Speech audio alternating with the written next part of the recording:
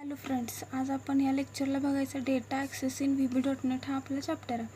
त्याच्यामध्ये आपल्याला फर्स्ट आपण बघायचं की डेटा. आता what is data, what is database,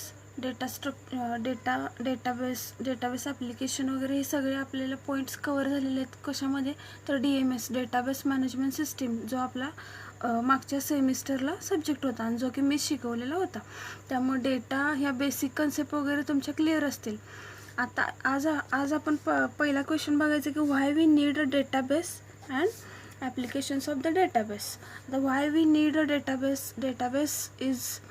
database हा आपल्याला कशासाठी लागतो तर रियुजेबिलिटी. एखाद्या ॲप्लिकेशन, आता इथे लिस्ट ऑफ ॲप्लिकेशन्स दिलेले आहेत मी. सपोज बँकिंग असेल, बँकिंगमध्ये कशासाठी लागतो डेटाबेस तर पेमेंट्स असतील, पेमेंटच्या ॲक्टिव्हिटीज असतील, कस्टमरची इन्फॉर्मेशन असतील, अबाउट अकाउंट्स, लोन. नेक्स्ट असेल ॲप्लिकेशन एअरलाईन जर घेतला आपण तर एअरलाईनमध्ये कसं डेटाबेस यूज केला जाऊ शकतो तर तुमचे जे फ्लाईटचे बुकिंग वगैरे असतात, रिझर्वेशन्स, शेड्यूलची इन्फॉर्मेशन वगैरे ते सेव्ह करण्यासाठी आपण डेटाबेस यूज करू शकतो. नेक्स्ट काय आहे तर सपोज युनिव्हर्सिटीज हा एक ॲप्लिकेशन घेतलं डेटाबेससाठी तर युनिव्हर्सिटीमध्ये डेटाबेस कसा यूज केला जाऊ शकतो तर जी काही तुमची स्टुडंटची इन्फॉर्मेशन असेल ह्याच्यामध्येच आपण घेऊ शकतो college database, college database management system हे एक ॲप्लिकेशन आपण घेऊ शकतो. ह्याच्यामध्ये कसं वर्क होऊ शकते डेटाबेस तर तुमची जी ऑल इन्फॉर्मेशन असते तुमच्या ॲडमिशनच्याच वेळी बघा भरपूर कोणत्यातरी स्टाफने भरपूर तुमची माहिती तुमच्याकडून विचारून घेतलेली असेल. ती सगळी इन्फॉर्मेशन कशामध्ये स्टोअर केली असते हे डेटाबेस मॅनेजमेंट सिस्टीमचं ॲप्लिकेशन यूज केलेलं आहे. त्याच्यामध्ये काय झालेलं आहे तुमची सगळी इन्फॉर्मेशन ऑलरेडी ॲडमिशनच्या प्रोसेसमध्ये सेव्ह करून घेतलेली आहे. त्यामुळे तुमची जी बेसिक इन्फॉर्मेशन असेल ती प्रत्येक वेळी ऑफिसचा स्टाफ असेल किंवा इतर कोणी लायब्ररीचा स्टाफ वगैरे असेल तर तो प्रत्येक वेळी तुम्हाला विचारला नाही जात.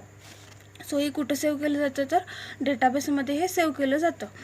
नेक्स्ट असेल टेलिफोन ॲप्लिकेशन घेतलं तर त्याच्यामध्ये कसं डेटाबेस यूज केला जाऊ शकतो तर ते तुमचे कॉलचे रेकॉर्ड्स असतात, कॉल लॉग्स असतात, इनकमिंग आउटगोईंग किंवा आपले मंथली बिल्स असतील, बॅलन्सचे जे काही रेकॉर्ड्स असतील ते कशात स्टोअर केले जाऊ शकतात तर टेलिकम्युनिकेशन हा एक डेटाबेस यूज केला जाऊ शकतो. त्याच्यामध्ये ही सगळी ऑल इन्फॉर्मेशन स्टोअर केली जाते.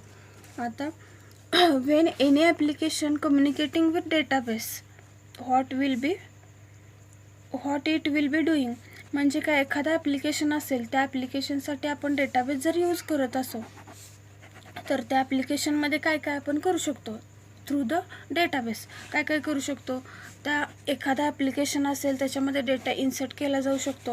सेकंड काय करू शकतो मॉडिफिकेशन म्हणजे जे काय अपडेशन असतील तुमचे ते आपण करू शकतो. नेक्स्ट काय तर डिलिशन, काय आपल्याला डेटा डिलीट करायचा वगैरे असेल तर करू शकतो. नेक्स्ट काय तर सर्चिंग म्हणजे एखादे रेकॉर्ड्स तुम्हाला कोणते तरी फाइंड करायचे असतील तर सर्चिंग ऑपरेशन यूज करून आपण डेटाबेसमधून डेटा रिट्राईव्ह करू शकतो.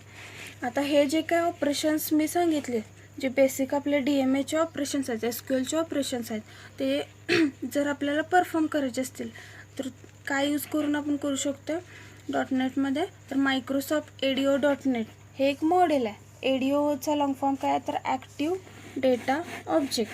हे मॉडेल यूज करायचं आहे कशासाठी used by .NET application for retrieving, accessing and updating the data.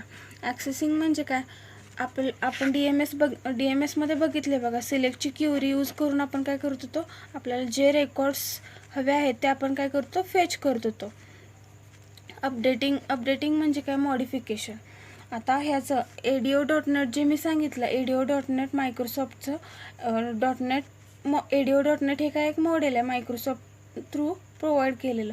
ह्याची डायग्राम वगैरे इन डिटेल आपल्याला नेक्स्ट लेक्चरमध्ये बघायचं आहे. आता फक्त बेसिक लक्षात ठेवा डेटाबेस म्हणजे काय, डेटाबेस आपल्याला ॲप्लिकेशनमध्ये काय यूज करायचं आहे, ॲप्लिकेशन्स काय असणार आहेत, कुठं यूज केला जाऊ शकतो आहे आणि कोणते ऑपरेशन्स आपण परफॉर्म करणार आहे प्लस कोणतं मॉडेल यूज करून आपल्याला आपल्या VB.NETमध्ये ऑपरेशन्स सगळे परफॉर्म करायचे आहेत. थँक्यू. व्हिडिओ नक्की पहा.